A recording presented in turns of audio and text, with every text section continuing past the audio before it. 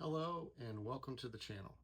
If you're just joining us, we've been in the process of building this Harbor Freight 1,720 pound trailer, and we've gotten to the point where we've decided we want to upgrade the wheels before we finish moving forward. But in order to upgrade the wheels to 13-inch wheels instead of 12-inch wheels and maintain clearance on the back side here where the fender goes, right, you need to put some 10mm spacers on the wheel. And when you put the 10mm spacers on the wheel, in this case, I'm going to use these 10mm hub-centric spacers. You want a hub-centric spacer because it's better contact to the bolts and to the rim. You could use these universal spacers if you wanted to.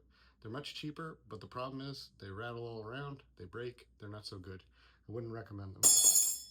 Hub-centric spacer, 10mm, will get you enough space on the back side here to put the 13-inch wheels on. Problem, once you put the wheel on here with the spacer, the standard stock stud, which is located here, is too short. Problem, we have to correct. It's too short. And being too short, you can only get roughly 3 spins of the lug nut before it's tight, and then you would have to start to torque it with your torque wrench to spec. And the problem with that is you're not getting enough contact onto the stud, and if you try to torque that down, it's going to take the stud and just strip the tips right off, and your tire will not be secure onto the rib. So you need to upgrade the studs to do that. An upgraded stud, maybe like this one here, which I've already upgraded 1, 2, 3, 4, 5, 6, 7, 8 before it's actually finger tight. So that gives me enough. That gives me enough lug to be confident that the wheel will be held on. Okay. So, 2 things we're going to demonstrate today is using these wheel spacers, which I'll put a part number down in the comments. They don't fit exactly, so we're going to have to ream out this part here. They're 67.1 millimeters, and they need to be about 67.4 or 0.5 millimeters to actually fit on the hub. I'll show you that in a second. And then the other thing is we have to pop out all of these studs and replace them. And I'll demonstrate how to do that using just a ball joint separator. It makes it a little easier to pull them out. Let's get started. Okay, so I did mention that the spacer here, after you machine it a little bit, will fit, and I'll show you machining that in a second. But the standard one you get, it won't go on. It's just a teeny bit too small. It barely fits on the hub. So you do have to machine this first. So let's go machine this first before we pop out these remaining 2 short studs with the ball joint separator. So since the center bore here is only off by, I don't know, maybe 0.3 millimeters or so to fit on to the hub, I'm just going to machine it down a little bit with a Dremel sanding bit, and then it should be able to fit on there perfectly. So let's just sand out the center of this one here.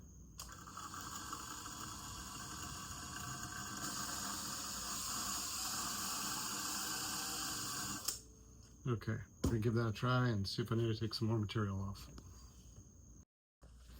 Okay, we're done machining that, and we ended up doing it maybe 4 more iterations to get it so that it would fit. So now what we want to do is we've already replaced 3 of these studs using the ball joint separator here, and I'm going to go over the studs first. So if you're just trying to take on your Harbor Freight trailer and replace the stud but keep them the same length because you do not need these 13-inch tires, the closest part number that I found that are roughly the exact same size as this one, right, is the Dorman 610-401.1. I'll put it in the comments, but 610-401. Now the only problem with the 610-401 is that the thread type on this is an M12-125, and this is an M12-150. If you have the older version of the trailer where it's just a 4-lug, apparently those, I'm told, were 1.25 and would that's a direct replacement. But on this trailer, they had moved to a 12 by 1.5. So if you do swap the lug out to these, you'll need new lug nuts, unfortunately. Um, Now, if you want to put just the longer ones in, which doesn't hurt to have longer ones, even if you're using the 12 point, the 12 inch wheels, the standard wheels that come with the trailer, that part number is a Dorman 610.445.1, and put that up there for folks to see. 610.445.1. Okay, so I have two of these left to replace, and we're going to use the ball joint separator. We're going to just put it on there and compress it, and then it will push the stud out through the back, and then you can just pop it out and pop the new one in. You can use this to press them in as well. You just change the pressing position, spin it around this way, and then press them in. Okay, but you do want to make sure that they're pressed in nice and levelly, basically. I'm going to adjust the camera here to do this so that we can see closer to what I'm working on here. And then the only other comment I'll mention is the ball joint separator that I have is not from Harbor Freight. It's from AutoZone or something. And the problem I have with this one is that the knurl setting here doesn't fit through the hole here. So we're going to have to space this off, and we're going to use this pair of vice grips to just clamp onto the back of it like this, on the back of the hub very lightly, and then when we're compressing, it'll push that up through the hole. If you're just using one of these standard, if you just have these standard studs that are not as wide, they fit completely in the hole and would have just pushed right out with this ball joint separator. All right, I'm going to set the camera up and move it over to this area so we can watch what I'm doing. Okay, I'm going to try to do this in one take. So first thing is, remember, while we can put this on here, the actual jaws don't go around the flare on this. So if you were to try to do it like this, you would just be compressing the bolt against itself. So that will not work. So I need to make some space, so I'm going to use some vice grips. I stick the vice grips on there. I only want the vice grips to be on here sort of loose, because we want the bolt to be able to slide independent of the vice grips. So they're on here kind of loose. The bolt will definitely be able to slide through there under pressure. Okay. Next thing, we need to align this onto our clamp here, and we need to get it on there nicely, kind of deep, and get it on there kind of tight.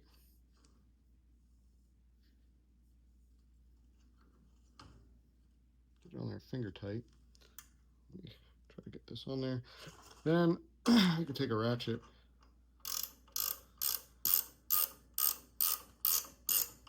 tighten it up enough that it's not going to move, right? So now it's not going to move.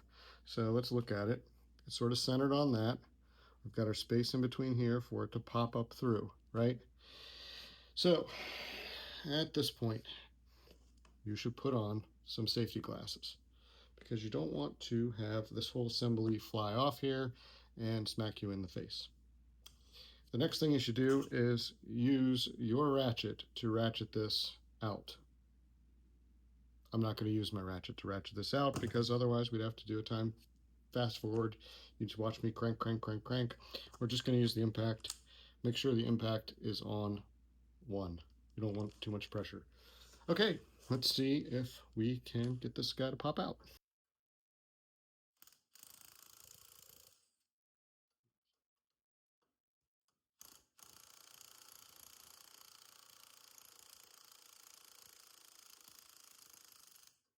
There we go. Popped out. Okay, now let's loosen it. Loosen this. Now you can see that the space, it's almost popped out. You could do two things. You could take this guy and you could spin it around. Not spin it around, but we'll spin it around, but change the setting on it to the lower setting. So now it's on the lower setting. Push it the rest of the way out this way, because this will now fit under here.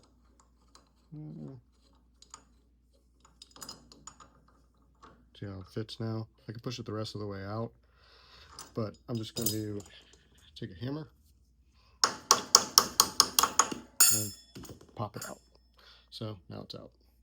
There we go. Going in, we have our empty hole. We just slide it into the hole, and we want to get it straight, right? We want to get it straight. Make sure that you put on your safety glasses. You are about to whack some stuff, and then just kind of line it up. Now in my case, I could whack it all the way in. It's going to go right in because of the way the knurl size here is in comparison to the hole here. So we're just going to put it all the way in. There we go. It's in. But if you wanted to press it in, it's tight. But if you wanted to press it in, you would take this, you would move it down to the next setting.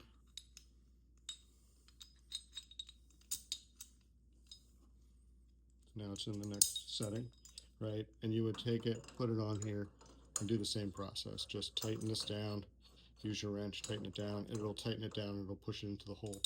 The main thing you want to make sure if you're going to use this to press is that it is dead center on the center of that, because you do not want to press these in crooked, right?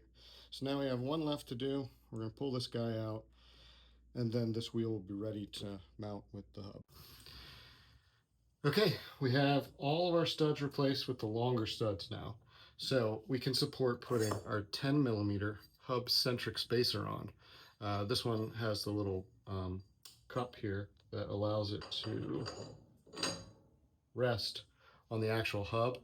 They make them without this ring. They're less, I don't know, they're less desirable if you're going to be hauling stuff, because the weight will then be supported only on the studs themselves. They also make these generic ones, which I would not recommend. These are very cheap. This is like $2.50 for one of these. If you stick it on, it'll fit any ring but it's not resting on this. It's not even really resting on the studs. It's more resting on just like a couple studs at a time as it rotates around. I wouldn't recommend that. I would use a hub centric with the dimple here. Now, the thing, remember, I ordered these. I'm gonna put the part number in. I think they were 67.1mm center bores. We had to grind out the center board just a little bit to get it to be tight, but as you can see, it doesn't move. It's locked on there. It's tight. We just had to sand it out a little bit. And then we can put on our tire now. And if we take our tire, in there, plenty of thread. Take our nuts. 1, 2, 3, 4, 5, 6, 7, 8, 9, 10. So we've got at least 10. 1, 2, 3, 4, 5, 6, 7, 8, 9, 10. We should probably skip holes like we would if we were actually tightening this on. But there's plenty of grip now with this. And put the last one on. So now they're finger tight, right? And the idea is, generally, you don't want to impact these. The impact gun is not your friend when putting these on. You can strip them with the impact. You can do all kinds of bad stuff. You want to use your torque wrench set to the proper setting. Believe on these, it is 80 pounds. So I'm going to finger tight these as best as I can. Okay, so now we've lowered the trailer. We've chalked the tire real quick so it won't roll. We've set the torque wrench to 80 pounds, and we're going to go every other post and tighten them all down to spec.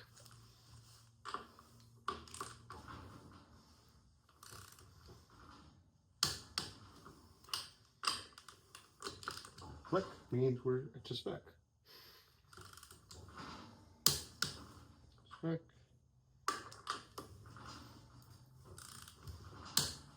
Spec.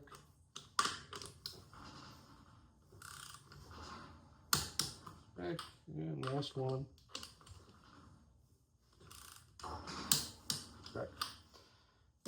Okay, so what we did was install the 13-inch tires, which were wider. We can now fit our hand behind here with enough clearance, plenty of clearance here, but our closest clearance problem was going to be the fender, so we can fit our hand behind the fender now, so we know we have enough clearance. We elongated the studs, so we demonstrated how to change the studs out, and in order to get the clearance we wanted, we put in 10mm wheel spacers, and we said to steer clear of the universal wheel spacer that only costs you $2.50. I'd recommend using the CNC aluminum ones that are hub-centric and will allow the spacer to rest on the hub for more stability. I mean, we are going to be putting weight in this trailer. So, if you've enjoyed this, thank you for watching this far. Make sure to check out the other videos. I'm trying to break these up into segments of what we're doing for improving this Harbor Freight 1,720-pound trailer. If you like content on the channel, please do like and subscribe, and I'll see you in the next video. Thanks.